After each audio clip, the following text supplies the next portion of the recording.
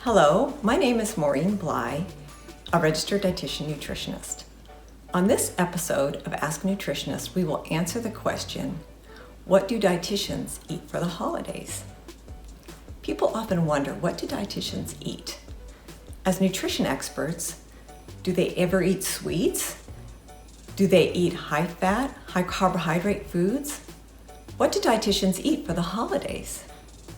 In this holiday episode, several Ask a Nutritionist dietitians will shed some light on this question by sharing some of our favorite holiday foods and traditions. These stories will highlight what we passionately believe, that cultural food traditions matter, that sweet and savory foods can be part of a healthy eating pattern, and that eating delicious food on the holidays can create cherished, lifelong memories. Thank you for tuning in. We hope you enjoy learning a little bit more about us. I am Megan Holdaway, and I'm excited to share two holiday foods that are meaningful to me.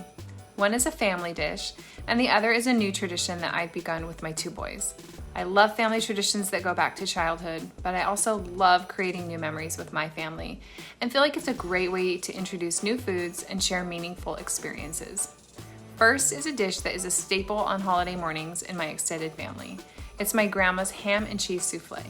Though not a traditional French souffle, its layers of bread, eggs, cheese, and milk give it the look and decadence of the original without requiring technical expertise. Even better, it can be prepared the night before and placed in the oven to cook in the morning. It's a crowd pleaser that makes for a memorable holiday meal, especially when paired with fresh fruit. The second tradition that we've looked forward to in recent years is making gingerbread. Gingerbread has a rich history that dates back hundreds of years, and it's a broad category of foods that are sweetened in part with molasses and flavored with ginger. We prefer gingerbread cookies, and rolling them out and cutting them into shapes is a highlight for my boys. There's nothing quite like the aroma of freshly baked gingerbread to bring the feeling of coziness that makes the holidays feel so special. Thank you for listening today, and I hope this inspires you to more fully embrace your family traditions or create new ones with the people in your life. Ciao! My name is Frye, and I'm a registered dietitian nutritionist. I'm also half Italian, and food has always been an important part of our holiday traditions. My Italian family's holiday meals typically consisted of many small meals, as we would eat in courses. We would always start off with a pasta dish, like lasagna or raviolis, and then we would have salad and French bread or garlic bread, followed by the main meal, which consisted of a starch, vegetable, and meat. And of course, we would end it with choosing from a wide variety of delicious desserts. The food shared always tasted amazing. I don't have just one favorite, but I always looked forward to eating the pasta and the salads. The pasta was always accompanied by a delicious, hearty homemade sauce, and the salads were a delightful mix of greens and other vegetables. Additionally, and most importantly, eating in courses allowed my family to spend a lot of time together, talking, debating, and laughing, and these are memories that I will always treasure.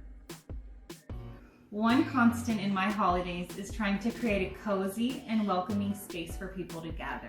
And soup is one of my favorite meals to do that because I can make it for a small or a large crowd. Wow. And when it's cooking on the stove or the slow cooker, it fills the house with a delicious smell. And this pumpkin soup recipe is a tradition passed down from my mother, and it is filled with the savory and seasonal flavors of pumpkin, and then we put some salty pepitas on top. I love to get my kids involved because it's fun and it helps us build memories and traditions, even in unexpected moments. Hello, my name is Kristal Shelden, and today I'll share with you what my family eats during the holidays. My family is Chinese American, so every year for the holidays, our spread is a blend of traditional American holiday foods like turkey, green bean casserole, and mashed potatoes, as well as cherished Chinese dishes that have been passed down for generations. One of my favorites is a Chinese sticky rice, which combines a sticky rice with Chinese sausage, Chinese-style bacon, and shiitake mushrooms. My grandma would even use this to stuff the turkey with. We have a very large family that gets together during the holidays, so everyone brings their own dish to share in a potluck-style meal. And the day after a holiday meal, we use the bones from the leftover turkey to make a rice porridge, which we call juk. To many families, the holidays are about traditions and coming together around food, and that's especially true for mine. The blending of traditional Chinese dishes with new American foods is what makes our holiday meals special and connects the multiple generations in our family. I hope that over these holidays, you're able to enjoy a dish that is special to your family, whether it has been passed down for generations or is a newer tradition that will continue to be carried forward and brings you together. Hi, my name is Ashley Rosales, and I'm a registered dietitian nutritionist. I am in Lake Tahoe celebrating Thanksgiving holiday with my family. We're enjoying nature, which is fun because a part of our holiday traditions is getting outside, taking walks, and soaking up beautiful scenery, whether that's at home or at a beautiful destination like we're at today. My family is actually from the South. My mom was raised in Kentucky, and so a lot of our holiday traditions include food that's been passed down through my family. And as Southern tradition often is, there's a lot of flavor and a lot of slow, long cook times that come with our holiday recipes. So I'm just going to show a little bit about how my family, my mother, has taken some of these traditional recipes and made them a little healthier. So green beans are my absolute favorite holiday dish in my family. My grandmother and her mother made them slow cooked with a lot of bacon, flavored with onion, and a lot of other methods. But to make it a little bit more healthier, my mom has twisted the recipe just a little bit to include, there's still a little bit of bacon, but we have an onion for flavoring and some chicken stock. So we have our traditional Southern slow-cooked green beans made with the spirit of our family tradition with a little bit of a healthier twist. Bacon is still in there though. And nothing can be a holiday without butter. I will say, even as a dietitian, we know butter makes everything taste better. And that's definitely a secret ingredient in our family's holiday recipes. And my kids love doing fun things with fruits and vegetables. So we're making a little bit of a cobbler with fresh berries and apples, and eventually cook up these mashed potatoes because that's my husband's favorite part of the meal. Hope your holidays are filled with your family's special recipes, and wishing you all the best. Hi, this is Maureen Bligh again, and I'm excited to be closing out this holiday episode sharing a few of my own family traditions. On holidays, I plan ahead to put something that I know is going to smell delicious in the oven early in the day to set the mood for the day.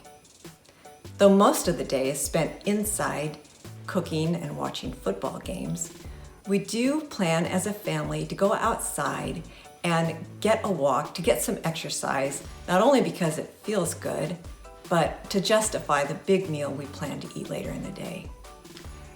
As for appetizers, I do put my dietitian hat on for that, and I tend to serve lower calorie foods such as a veggie plate and fruit.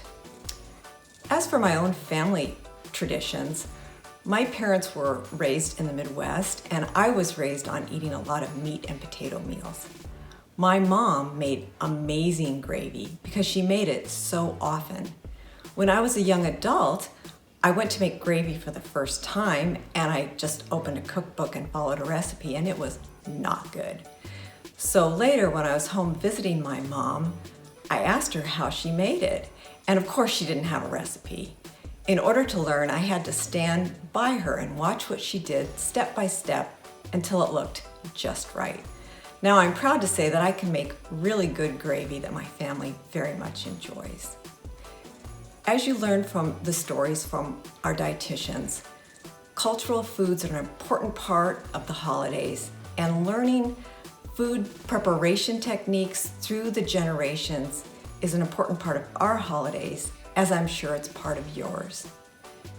As we close out this very difficult year, we wish you a very safe, happy, and healthy holiday season.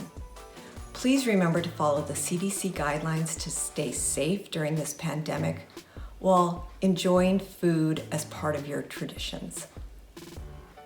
To learn more about healthy eating patterns, subscribe to this channel and check out healthyeating.org.